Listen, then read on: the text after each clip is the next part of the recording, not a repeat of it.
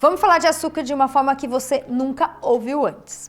Açúcar é frequentemente rotulado como ruim para a nossa saúde. A gente já tem estudo que liga o açúcar à obesidade, câncer, doença cardiovascular e até morte prematura. Em contraste, os açúcares são rotulados como bons para atletas durante o exercício. Se a gente olhar produto específico que tem aí no mercado para ser usado durante o treino, por exemplo, isotônicos ou géis, eles sempre contêm bastante açúcar. E aí, açúcar é bom ou ruim para atletas? Te conto agora no Fala Lu. Oi, eu sou Lu Haddad, médica livre e docente pela USP e trago aqui um conteúdo sobre saúde, qualidade de vida e esportes, sempre baseados na ciência de forma descomplicada. Esse vídeo tá super legal. Vou trazer um monte de informação bacana sobre açúcar que eu tenho certeza que você jamais ouviu da forma como ela vai ser contada aqui. E é um vídeo interessante não só para quem treina e para quem é atleta, mas muito importante para quem ainda não está se movimentando e adora um docinho. Andam dizendo que açúcar é veneno. Bom, a gente tem um monte de estudo que mostra que açúcar está relacionado desde cárie, a obesidade, doença cardiovascular e até aumento do risco de morte. Há quem diga, inclusive, que açúcar vicia mais do que cocaína. Isso é meio controverso, a gente tem vídeo no canal sobre isso. Mas é importante ressaltar que a ingestão de açúcar não está relacionada, por exemplo, diretamente ao diabetes, mas que o diabetes pode sim se desenvolver por conta de sobrepeso e obesidade. Essas sim relacionadas diretamente à ingesta excessiva de açúcar. Bom, a recomendação da OMS é que tanto crianças como adultos devam reduzir a ingestão de açúcar para menos de 10% da ingestão total de calorias por dia. Isso equivale a mais ou menos 12 colheres de chá de açúcar, se a gente pensar no açúcar branco, mais ou menos 50 gramas para o adulto. No entanto, a gente não deve pensar que é só açúcar branco que a gente adiciona no cafezinho. Isso inclui todos os açúcares, adicionados ou não. Por exemplo, o açúcar natural de uma fruta, do mel, de um suco. Então, qualquer açúcar entra nessa conta. Reduzir essa taxa para menos de 5% é ainda melhor. Isso daria mais ou menos 6 colheres de chá ou 25 gramas. E a recomendação, por exemplo, lá do Reino Unido. Uma dica é: olha o rótulo do alimento industrializado. Alimento industrializado sempre tem que ter essa informação no rótulo. Se a quantidade de açúcar para cada 100 gramas for maior do que 15 gramas, pode dar uma olhada que certamente tem algum açúcar adicionado entre os principais componentes daquele alimento. Bom, recomendações variam de país para país, mas o consenso geral é de que açúcar em excesso não é saudável. Qual seria a diferença, então, do açúcar adicionado para o açúcar natural? Essa é uma questão importante, né? A gente sabe, obviamente, o que é açúcar adicionado. Colocar aquela colher de açúcar, um brigadeiro, um bolo, isso tem açúcar adicionado. O açúcar natural está presente na dieta de todo mundo. Por exemplo, leite tem açúcar, mesmo leite sem açúcar tem galactose. Qualquer fruta tem frutose, é açúcar. Quimicamente não tem diferença. No nosso corpo, no nosso organismo, açúcar é tudo igual e ele é tratado da mesma forma quando ele chega lá no nosso sangue e tudo vira glicose. O que difere? O que vem junto.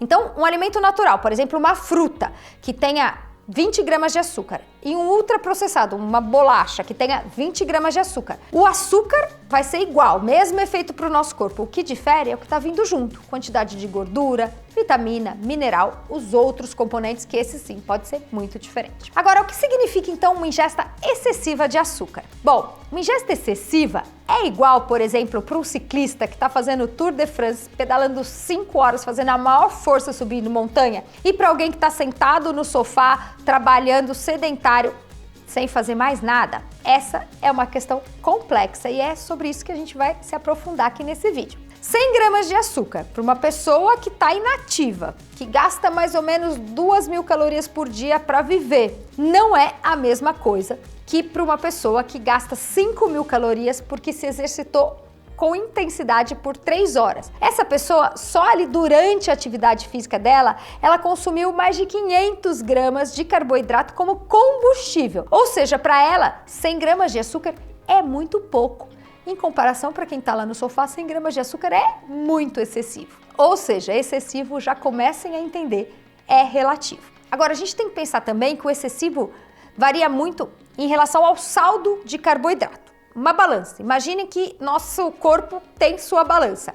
Quanto você está colocando de calorias vindas de açúcar, e açúcar é quase que um sinônimo de carboidrato aqui nesse sentido, e quanto a gente está consumindo de carboidrato nas 24 horas. Um balanço positivo, um excesso de carboidrato, ou seja, ingeriu mais do que está gastando, faz com que ele vire gordura. Sobrou energia, vai virar gordura. Isso sim leva ao aumento de lípides no nosso sangue, de triglicéridos, de colesterol, aumenta risco para doença cardiovascular e um monte de outros problemas que são ligados ao açúcar. E um terceiro tópico é, qual o momento que você está consumindo esse açúcar? A ingesta de carboidrato, de açúcar, durante um exercício não costuma trazer grandes problemas. Por quê? Porque esse açúcar é consumido diretamente naquela atividade. O carboidrato é a principal fonte de energia para a contração muscular.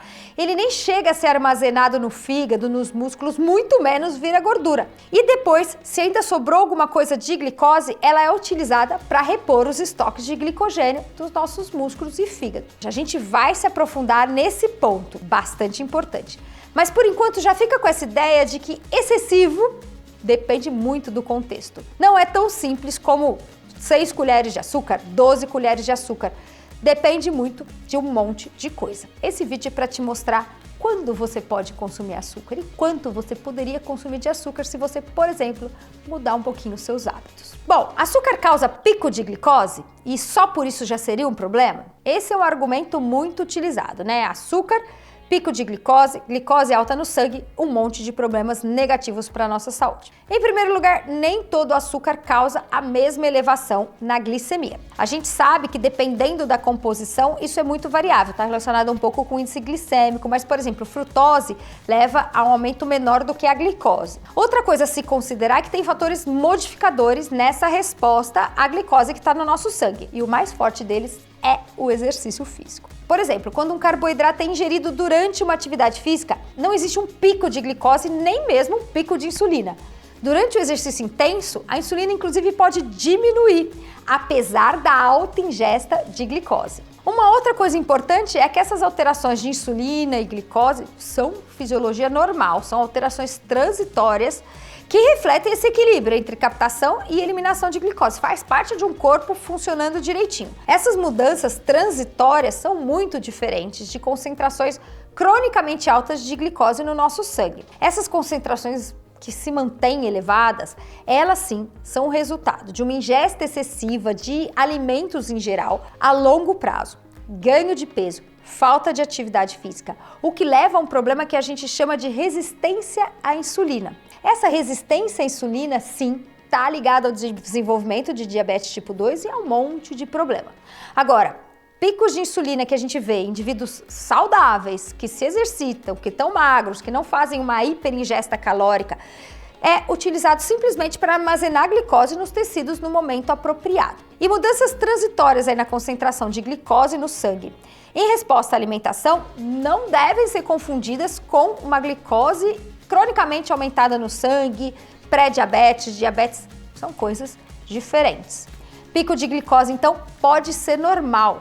Glicemia cronicamente elevada, certamente não é. Agora vamos falar um pouquinho sobre o tal do balanço energético e onde o açúcar entra nisso aí. A gente chega nessa questão que é fundamental, que é do tal do equilíbrio. Se a ingesta de energia for menor ou igual ao nosso consumo, ou seja, uma pessoa que está equilibrada, não está nem emagrecendo, nem engordando, ou uma pessoa até que está perdendo peso porque gasta mais do que consome, não existe evidência nenhuma de que ingerir açúcar tenha consequências negativas para a nossa saúde. Uma revisão minuciosa concluiu que a ligação entre ingestão de açúcar e vários resultados negativos para a saúde existe, mas a partir de estudos onde há uma superalimentação. Por quê? Porque é fácil ter uma superalimentação quando a gente coloca muito açúcar, quando a gente faz uma ingesta com muita caloria. Mas tem pouca evidência e nenhuma evidência convincente de que o açúcar sozinho tenha um efeito negativo para a saúde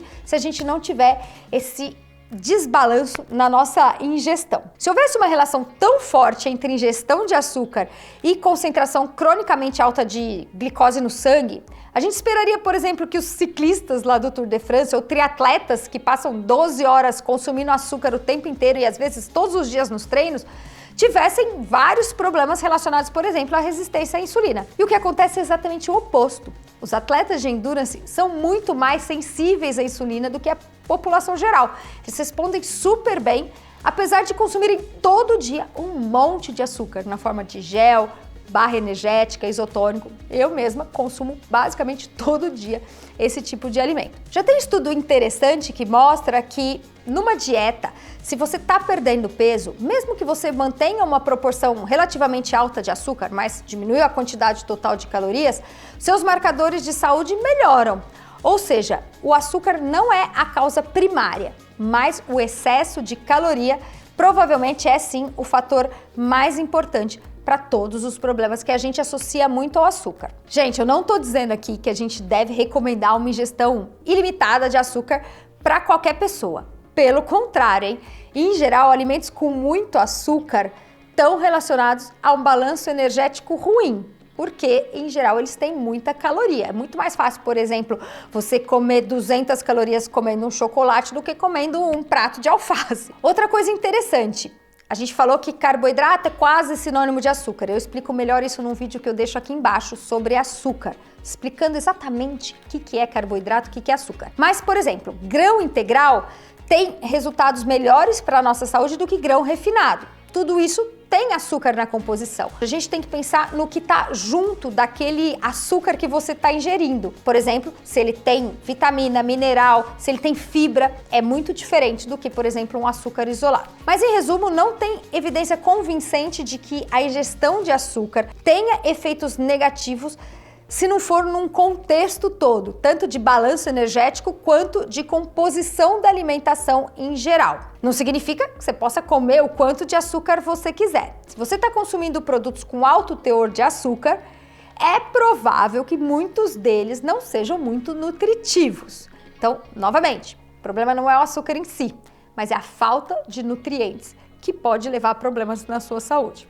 Bom, e açúcar e atividade física. Esse é um ponto super interessante e que quase nenhum estudo que fala dos efeitos de açúcar considera. Os efeitos do exercício costumam ser ignorados nesses estudos que mostram o resultado ruim do açúcar. E a gente sabe que o exercício físico é um importante modificador da resposta do nosso corpo à glicose. Por exemplo, um exercício melhora a nossa sensibilidade à insulina. Nosso corpo fica usando a insulina de uma forma muito melhor. Esses efeitos são tanto agudos, acontece depois do exercício e dura 48 horas, como crônicos, pessoas que treinam vão tendo um uso muito mais efetivo da insulina. Agora, e quanto a essa ingestão super alta de açúcar que é feita por alguns atletas? Principalmente para atividades mais longas, a recomendação atual é de ingestão de 90 gramas e às vezes até 120 gramas por hora. Isso se você está fazendo força, corrida, triatlon, ciclismo, está buscando performance. A maioria desses carboidratos é sim consumida na forma de açúcar, até pela praticidade, né? A gente acaba consumindo isotônico, gel, barrinha, essas coisas que a gente consegue levar. Se a gente pegar um atleta, por exemplo, que tem essa ingestão de 90 gramas por hora, fazendo um treino, uma prova de 4 horas, tudo isso é açúcar. Ele vai fazer uma ingesta de mais de 360 gramas de açúcar só nesse treino ou nessa prova, por exemplo, numa maratona. Em comparação com as recomendações gerais da população, onde 50 gramas seria o limite superior, isso daria uma quantidade já extraordinária. E todo mundo que fez maratona aí consumiu pelo menos próximo a isso. Mas o que acontece? No exercício, nosso metabolismo aumenta 10 vezes, aumentando o uso de açúcar de forma muito excessiva. Todo esse açúcar ingerido durante a atividade é utilizado como combustível para contração muscular, que é o chamado oxidação do carboidrato. Isso usa mais ou menos 80% do que a gente conseguiu ingerir. Vai depender do nosso treinamento para carboidrato, do quanto a gente consegue usar. E quanto mais você treina, mais efetivo você fica para usar esse carboidrato e mais forte você consegue ficar, fazer mais intensidade. Mas se ainda assim sobrar um pouco de carboidrato desse que você ingeriu, ele é imediatamente utilizado, acabando o exercício, para reabastecer nossos estoques de glicogênio, que vão ser fundamentais para o treino no dia seguinte, para manter boas atividades, contração muscular nas próximas horas. O uso de carboidrato, então, num atleta bem treinado ou até moderadamente bem treinado, é algo de, no mínimo, 90 a 120 gramas por hora. Uma pessoa altamente treinada pode consumir até mais do que isso. Mesmo pessoas que conseguem tomar um monte de gel durante o treino, no final ainda vai estar com o estoque de glicogênio bem depletado. Depois de treinos intensos e depois de provas, mesmo se ela abasteceu durante o treino direitinho, ela ainda assim vai precisar fazer consumo de carboidrato para reestocar, né, para preencher tanto o fígado quanto o músculo com glicogênio, que é fundamental para fazer músculo, para treinar no dia seguinte e até para as atividades básicas aí da vida. Basicamente, todos os açúcares ingeridos foram usados, ou para produzir energia durante o exercício, ou para repor estoque de glicogênio.